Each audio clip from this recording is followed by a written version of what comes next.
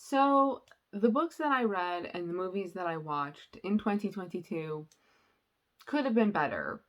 I had an ultimately good year for the things that I was consuming, but I wish there were more things that hit really hard and that became new favorites and are things that I won't shut up about.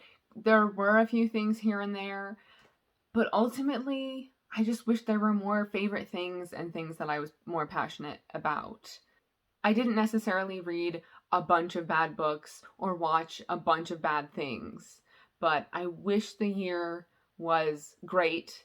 I wish the year was, I was going to say more memorable, but I do think that I read enough that and watched. I'm going to go back and forth here using those two verbs. I do think enough was memorable and certain things are going to stand out that it's oh yeah, that was 2022. But let's hope for a better 2023 is all I'm saying.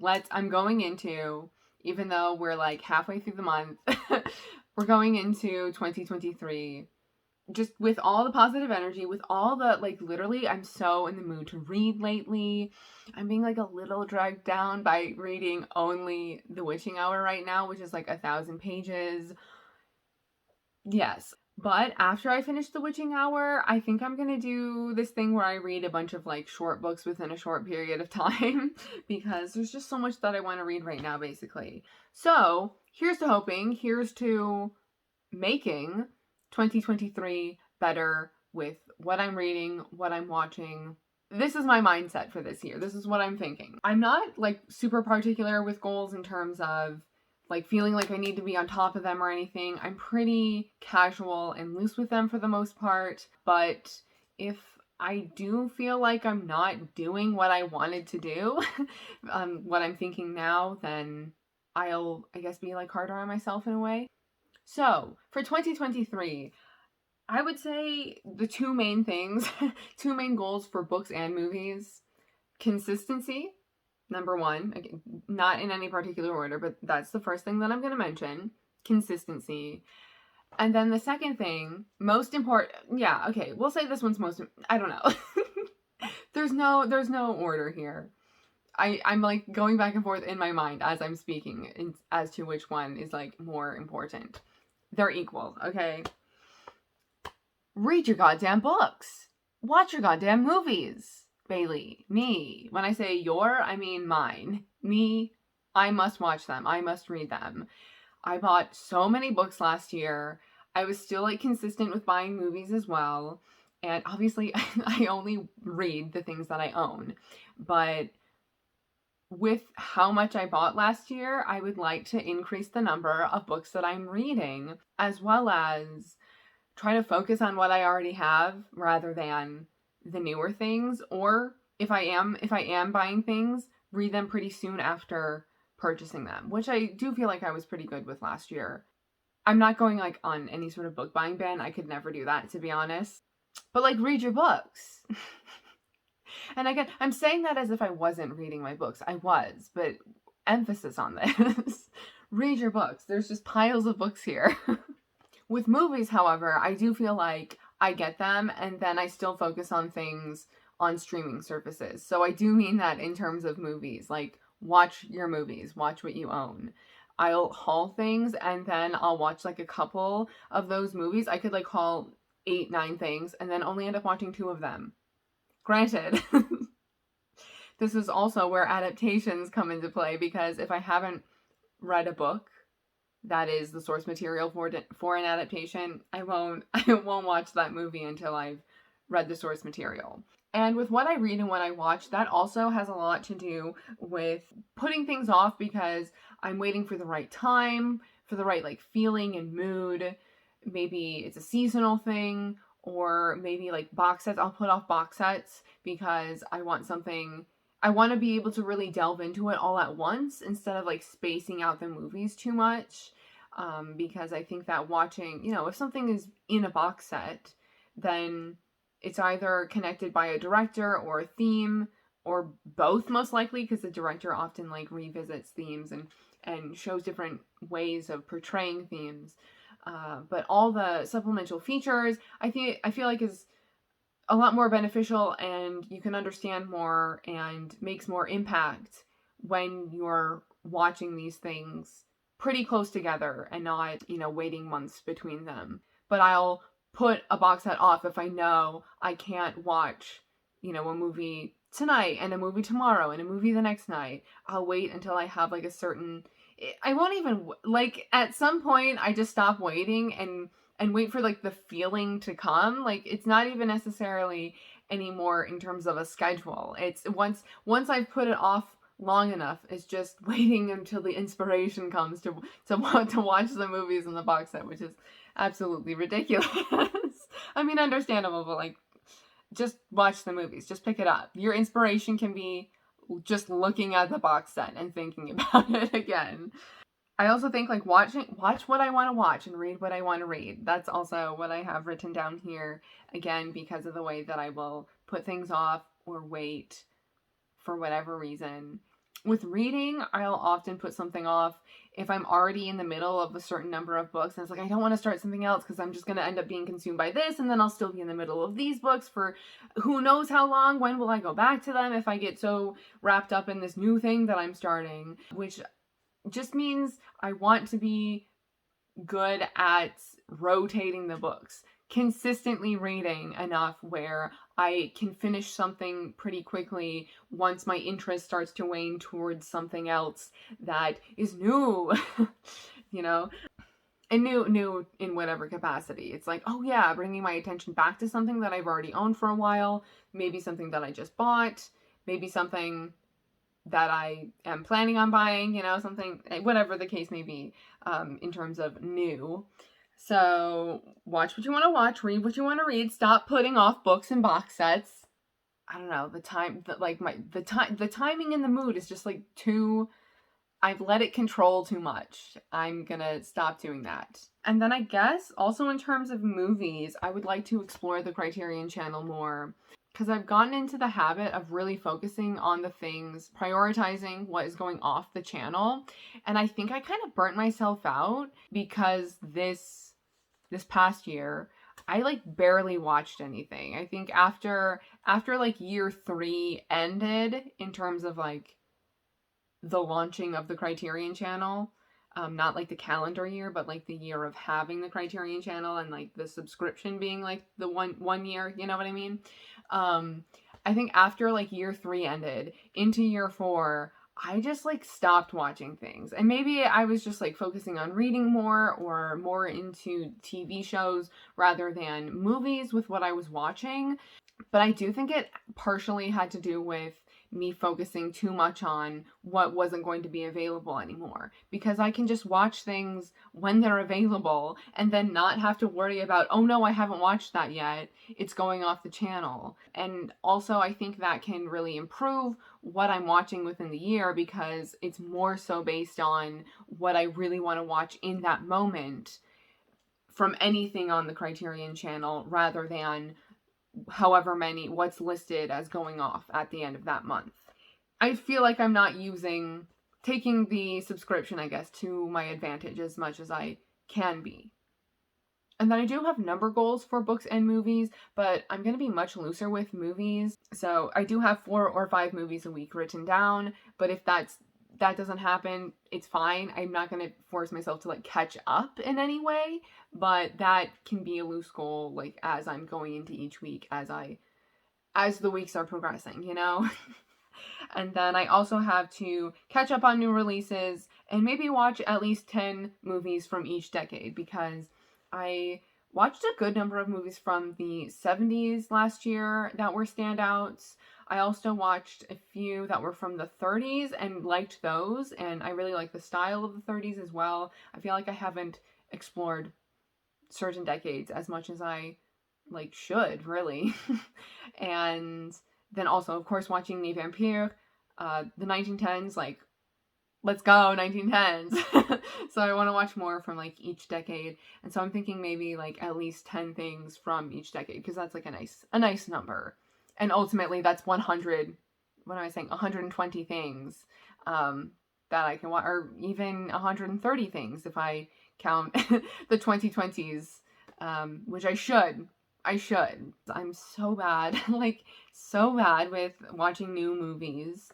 I'm trying to get into it more. No matter how good something looks, I just, like, don't watch it. Unless, like, my brother's gonna watch something, then we'll, like, watch it together. There are plenty of movies that, like, are on HBO Max now, or even Netflix, that I'm like, oh yeah, I wanted to see that. So watch it. Why are you not watching it? And then for books, I wrote down intersperse short and long books plus plays and short stories. A good number of books that I read last year were between like 200 and 400 pages, I would say. And I feel like I wasn't picking up enough that were longer. I just think that with consistently reading throughout the year, if I really want to be consistent in my reading, like on a daily basis or a weekly basis, then, you know, really mixing up the length of books that I'm reading is going to help with consistency and not even necessarily feeling like I need to focus on the number of books that I'm reading. I think last year I was a little too focused on the number of books that I was trying to get to. I still read what I wanted to read, but I know that I could have read more. Well, I could have read other books that I was more interested in to an extent had I not been like behind on a goal at certain times of the year. That way, I can get ahead of my goal early in the year and not feel bad about myself if I'm like behind on my goal, or feel the need to read more shorter books as opposed to whatever I really want to read in that moment, perhaps, you know, because I'm trying to catch up. I don't want to feel like I have to catch up. I want to, I'll let my goal catch up and, and, you know, be on track eventually. But I think making a dent into my goal will allow me to be consistent with reading throughout the year and to not feel too bogged down by a number goal. And like, yeah, I realize like I'm putting that goal like on myself, but that is also just because there are so many books that I want to read in my life. And if I'm not being, I don't know, this is just my way of going about trying to read as much as I can. If that makes sense. I mean, I know it's all like arbitrary and like, I don't know, I guess I'm feeling the need to explain what goals are as if they're not a part of life in various areas. So yeah, intersperse short and long books and plays and short stories. Yeah, I also think that I could, if there are certain short story books that I have that I read, I can maybe read like a story a week, you know, because if I do read a book a week and a short story a week, then eventually those stories are going to accumulate into one book, and that'll be another book that I have read. And same thing with like plays, they can be very short. Usually you can read them within the span of a couple of hours. I actually thought about doing this, but then I was like too into The Witching Hour to do it at the time, and I've just decided that I probably want to finish The Witching Hour before I go into other books right now. But I had this idea of reading a bunch of short books, especially because for Christmas and the past like couple months before that, I got a good number of like shorter books, and I thought I could read a bunch of them within like this first week or 2 weeks of January and really get ahead of my goal in terms of the number of books that I want to read. That way later in the year I'm not like catching up or feeling behind. I can actually read like another longer book that I would like to take my time with more, because, you know, it's like, oh, okay, you're 4 books ahead of schedule. That gives me 4 weeks to not really just to like focus on the longer book, you know what I mean? But I'm kind of doing that backwards and reading an almost 1,000-page book first, and then going to read a bunch of shorter books. And then actually I also ended up seeing Jack Edwards had the same idea and he made a short about it, and I was like, that's what I was thinking. So that gave you a little bit of a hint in terms of the number of books that I want to read. I'm going to have a strict goal and a loose goal again. My loose goal being reading 52 books this year, so a book a week. That is still what I'm mostly going to focus on, but if I don't make it to 52 books, I would like to make it to 44 books, which was how many books I read last year in 2022. So that'll be the strict goal, but I'm still going to aim for 52, and that's what I set like my Goodreads goal to, and that tells me like how many books I am ahead of schedule on or behind on, or if I'm just on track. I also have some things written down. The book series that I'm in the middle of. First, I have these two books here, that white one and that gold one. Those are the King of Scars duology by Leigh Bardugo. Those are the last books that I have that are like narratively in the Grishaverse, you know, continuing stories with characters that we already have seen in the previous series of the overall series, and I haven't read those two books yet. Those are on my list. The Raven Cycle. So actually this year is like the 10th anniversary of the Raven Boys, and I did order like a special edition book. So I'm thinking when that... Okay, I actually don't know. I don't know when things are happening anymore. I was thinking when that arrived, I could read The Raven Boys and then continue with the series. I'm still like 100 pages into The Dream Thieves, okay? That's the second book. I've been in the middle of that for literally years because again, another thing, like I've been putting it off because I know that once I read The Dream Thieves and finish it, I'm going to want to continue immediately with the other two books of the Raven Cycle. So in my mind, it's not just reading one book, it's reading 3 books. And so I'm putting off, again, in the same sort of sense of like putting off a box set, I'm putting off a series of books, not just one book. But I say I don't know when things are going to happen because with reading The Witching Hour, which I said is the book that I'm currently in the middle of, that's the first book in the Mayfair Witches trilogy, which is overall a part of the Vampire Chronicles by Anne Rice.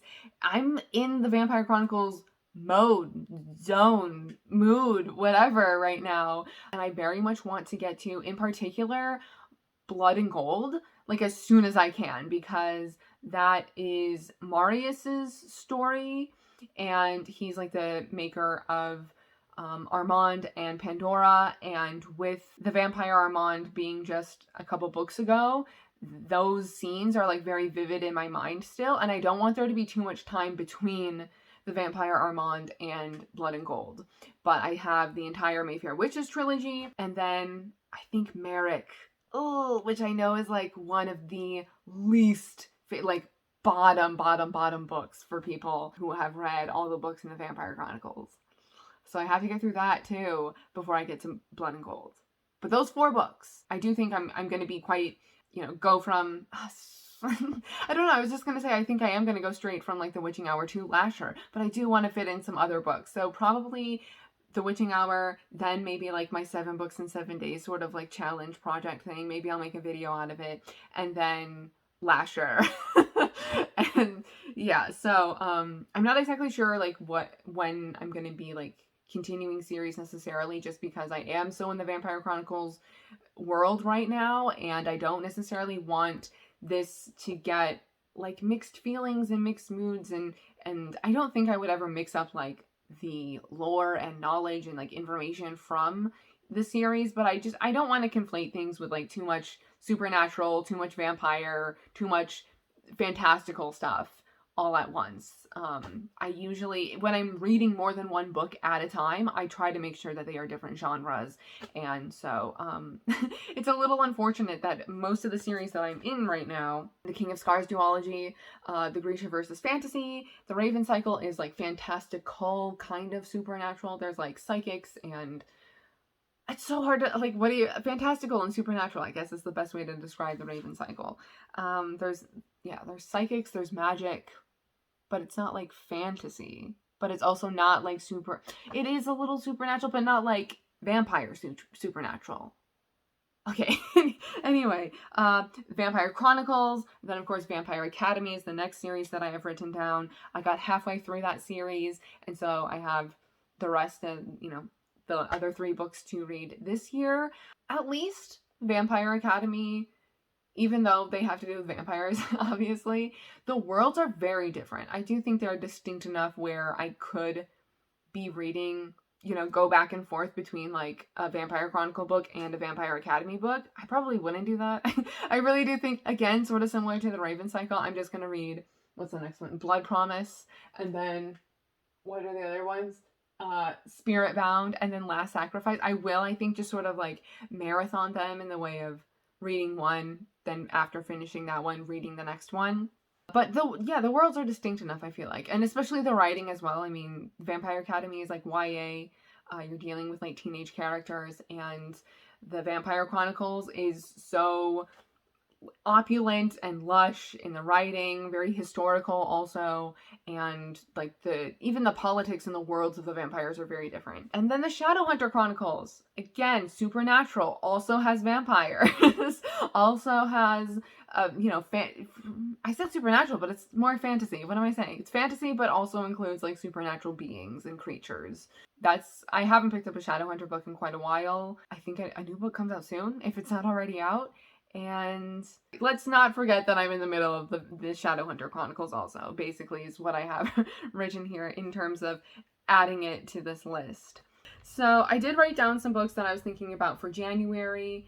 The Witching Hour, Winter in Sokcho, which takes place in winter, so I thought January was a good month for that, but February is also winter, so I can read it then. Once Is Not Enough, Eileen, which takes place around Christmas time, but I really want to read it, so it's fine. It's fine that we're a bit past Christmas. A Certain Hunger, which was like twice so far I've been like, I'm gonna read that immediately. And it hasn't happened yet. Bunny and Poor Things. And then there's some other things. I wrote down other books here on the side that are short story collections or other novels that I'm in the middle of, that I have started and have not finished. Yeah, then these other lists though that I wrote, I think I'm gonna like maybe do a book a month for like a sort of project. I don't know. But I have a bunch of like books and adaptations lists here. So like this first list here, wow, it goes down the whole page and continues onto the other side. These are all books and their adaptations I own.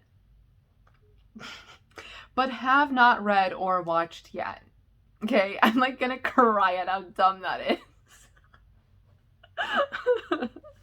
So, oh my god, these are all books that I own and movies that I own or that are on streaming services. Like if something is, now my eye is twitching. If something is like an original on a streaming service that I have, then I also included it on this list. Like White Noise, for example, that's a Netflix original. I have the book. They're all books I have not read yet, and all movies I own or that are available to me, have not consumed either. So that's, again, yeah, whole list here. Okay, continues on to the other side, right there. And then this list, these are books I own, have not read, but I have seen an adaptation of these books. There is like a couple here though that are also having new adaptations out, so that should be interesting. Then we have this list, books to get that I don't own, obviously, but I have an adaptation that maybe I've been putting off because I don't have the book and I haven't read it yet, or I have seen an adaptation and I didn't know it was based on a book and I would still like to read the book. And the first one on my list here actually is The Talented Mr. Ripley, because there is a new series like in the works for like the Ripley books being adapted, but also like I really want my brother to watch Purple Noon, and I'm not watching Purple Noon again until I've actually read The Talented Mr. Ripley.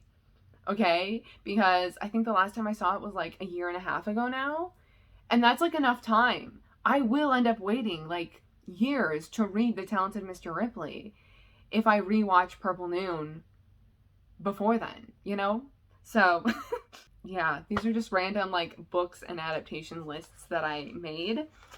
That also is gonna like help me just to see them here. I feel like a little bit more organized. But I am thinking that at least one book a month, which sounds kind of ridiculous because I literally just showed you like almost 2 pages full of books that I own that I haven't read yet, that I haven't watched adaptations for, that I've been putting off adaptations for. But yeah, I'm thinking maybe one a month at least as a sort of goal for reading this year. And maybe that can turn into like a video every month, you know, talking about that book and that adaptation. And even I could even like announce that towards the beginning of the month or when I'm thinking about picking it up, maybe in a video or at least in a community post. And then if you wanted to read it also and watch the adaptation, then maybe like towards the end of the month or like after I just complete the thing, I will make a video on it and talk about it. I don't know. That's something that I thought about doing. Just an idea. Tell me what you think about that. That would be fun, right? I also have a list of books here that it says anticipated books I should have read by now. And I think that this would be like a fun video idea, actually, if I did like 3 of these at a time, maybe. I only have 1, 2, 3, 4, 5, 6, 7, 8, 9 books written, and then 1, 2, 3, 4, 5, 6, 7 written at the bottom. The ones that are written at the bottom are books that I've consistently had on those like, these are the books I'm going to read this year kind of like goal lists that I just end up avoiding. That's why I stopped doing those, because I didn't end up reading them, basically, okay? And so I have them written here, but I don't want to focus on them too much in terms of them being on a list, or else I will avoid. I don't know why I do this, but I do, okay? Just accept it. If it sounds like counterintuitive, I know. You know, just other things, whether it be new to me at a certain point. At some point, I was very excited about these books, and I still haven't read them.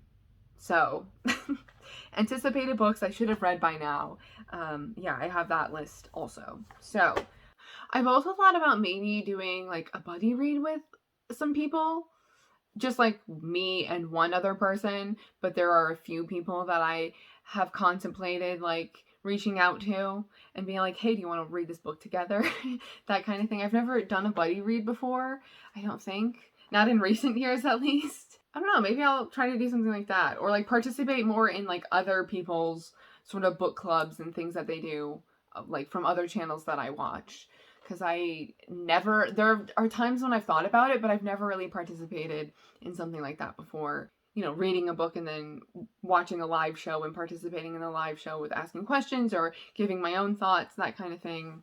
Yeah, but I've thought about like reaching out to, you know, this one booktuber friend and, you know, reading a book together, or reaching out to this other YouTube friend and this other YouTube friend, like maybe. So, but obviously it would be like a book that we're both very much interested in. Yeah, that would be fun. Okay, I've been talking for way too long. This is so much longer than I intended it to be, but these are all my thoughts. Yeah, thoughts for movie watching, for book reading. So of course I would love to know what you're thinking about in terms of your movie watching this year and reading this year. If you also are trying to like increase the number of books that you're reading within the calendar year. If there are any particular books that you're looking at getting to, that you're even maybe really excited about. I've not been paying attention to new releases, so I didn't even touch on anything like that. And I would love to know what you think of, you know, reading a book and watching an adaptation like every month. I don't know if that's I feel like I don't have like enough of a community to like really do that with other people per se, but if you wanted to join along and like be prepared, I guess, for a video that I decide to do at the end of a month, perhaps. Yeah, let me know what your thoughts are on that, I guess. Okay, I've dragged this out long enough, so those are my goals for this year, the things that I'm thinking about. Would love to hear your response and what you're thinking for yourself. And that's it for my, except for the ranking video that I haven't that I'll post after this. That's it for end of the year, new year videos. So if you've missed any, I'll have them linked in the description and in the card. Thank you for watching and bearing with me at the beginning of January here, getting all of them done. Because again, I have to wait till the end of the year. It's actually new year to like think about the previous year and what I'm thinking for the new year, you know? Okay. Anyway, thank you. Thank you for watching, and I will see you in my next video. Bye.